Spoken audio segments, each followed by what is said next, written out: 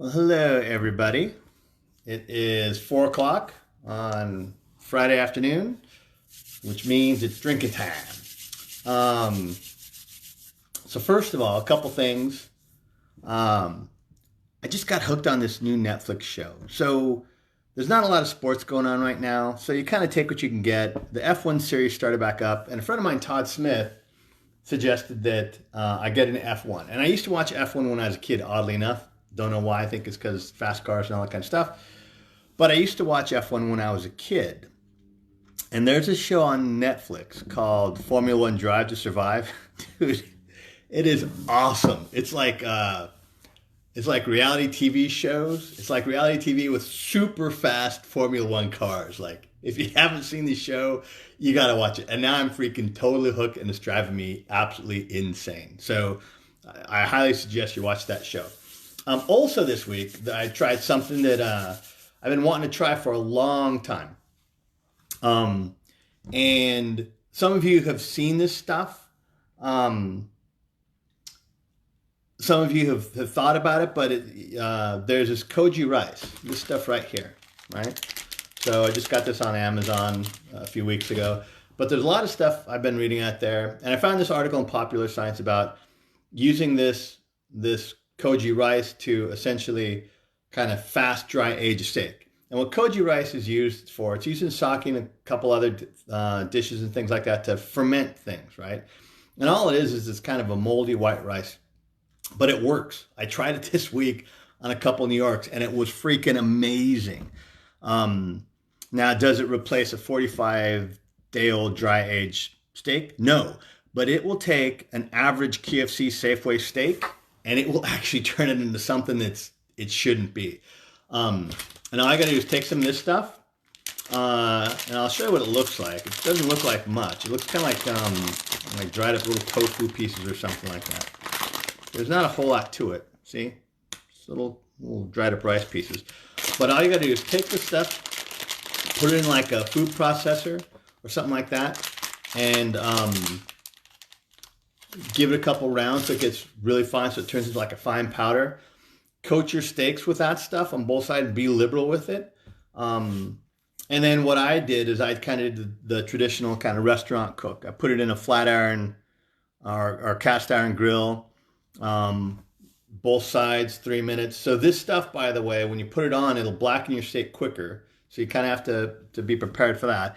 But both sides, about 3 minutes on a side. And then I had the oven set to 400. So we've got a conventional baking oven. I was cooking 3 steaks at the same time. But 400 degrees. And then it depends on how well you want it, right? I cooked mine probably a little too long. I did mine 4 minutes, so they turned out medium-ishy, medium rare, medium-ishy. I would have probably done it, or next time I do it, I should say, I'm not going to cook them as long. I like my steaks rare, so I'd probably go 2.5 minutes in the oven, but 3 minutes is on the side. Get that nice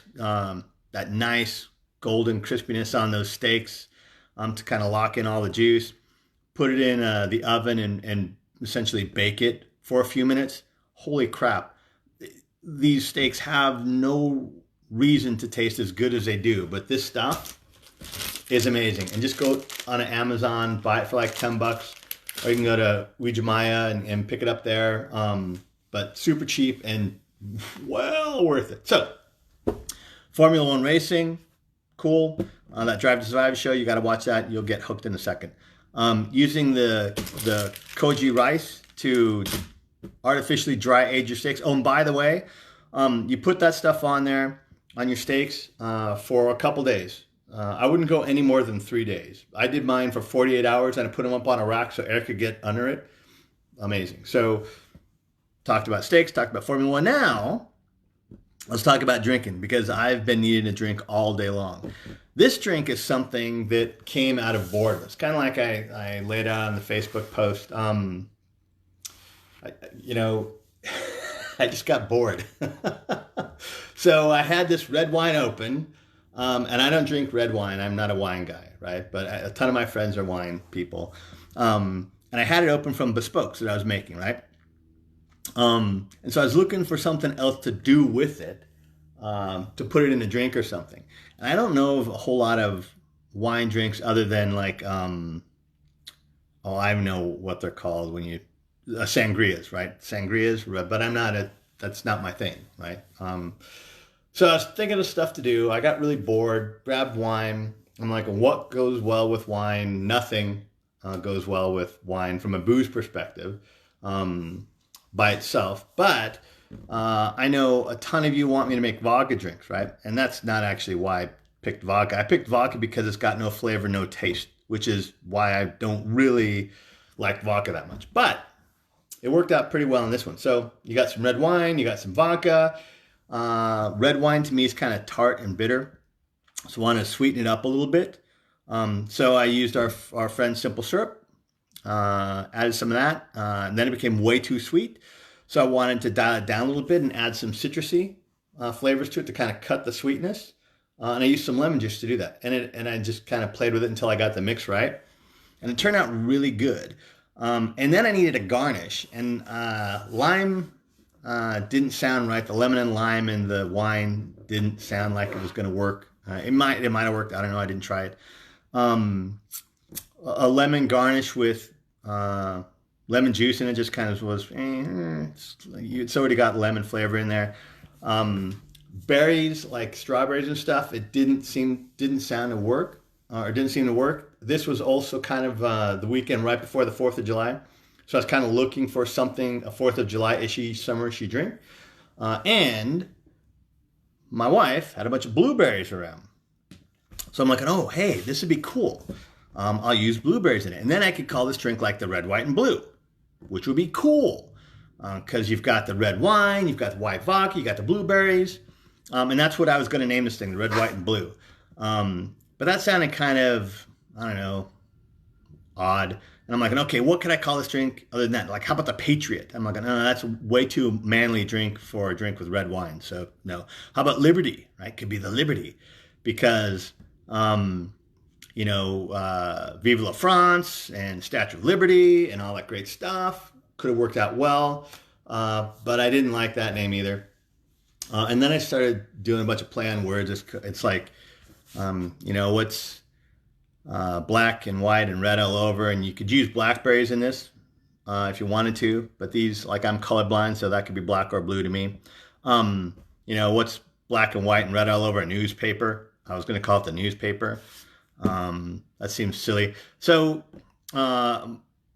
Molly actually kind of came up with the name Red, White, and Night, and I just call it Red, White, and Nighty Night because, dude, after one or two of these things, like, you were ready to take a little nap.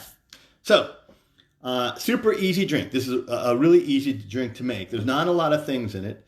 I'm going to use Star vodka. This is kind of my house vodka. I like this. It's a nice, clean vodka.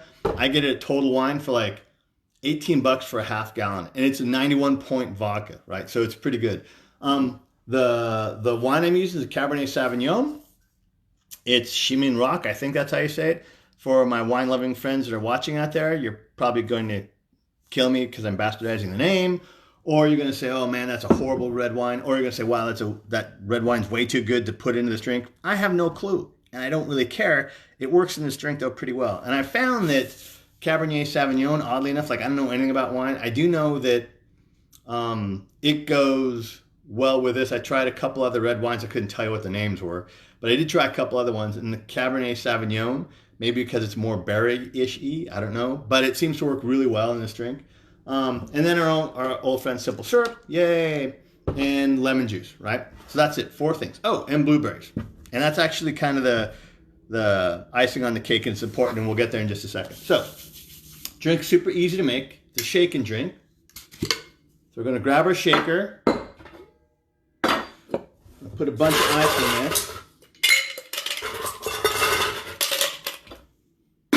Okay, we're going to start with 2 ounces of Cabernet Sauvignon. It even smells fruitier. Maybe that's why it's better in this. So we're going to start with 2 ounces of this.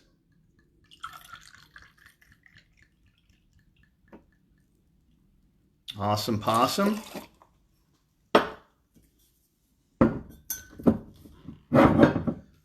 2 ounces of vodka.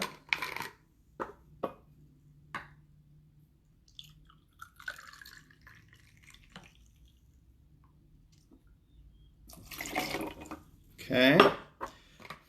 We're going to put an ounce of simple syrup in there. And by the way, like this is just a bottle I use. You guys shouldn't be buying this stuff because it's so cheap to make. It's just sugar and water.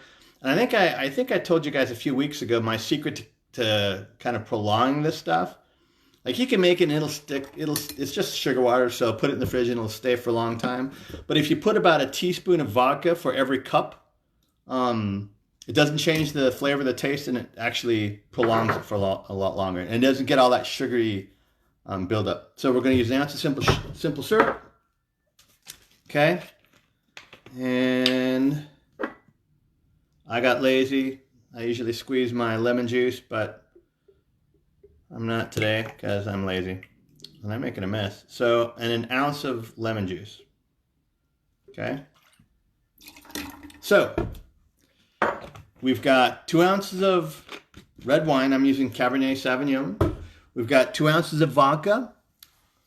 We've got an ounce of simple syrup. Remember, just sugar water. And an ounce of lemon juice. Ice, shaker, shake.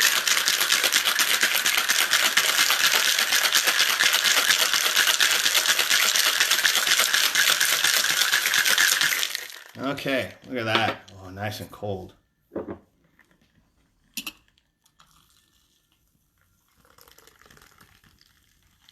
Ooh, is it all gonna fit in there? Oh, look at that. That's close. That's a good drink.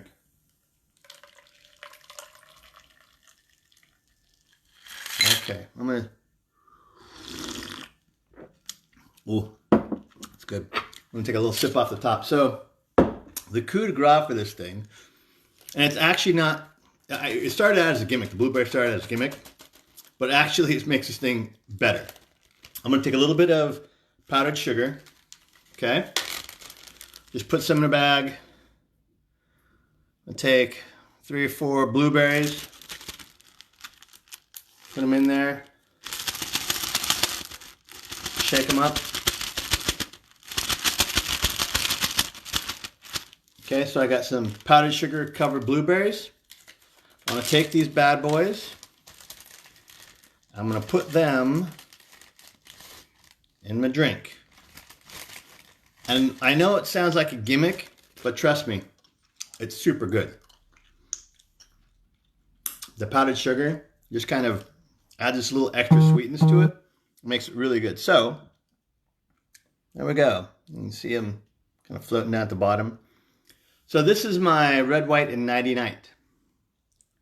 Nighty Night. Oh man, that is a good drink. Super easy to make, really light. It's a great summer drink. You know, if you can't make drinks, you can make this one. I mean, if you thought some of my drinks were hard to make, portions are super easy, right?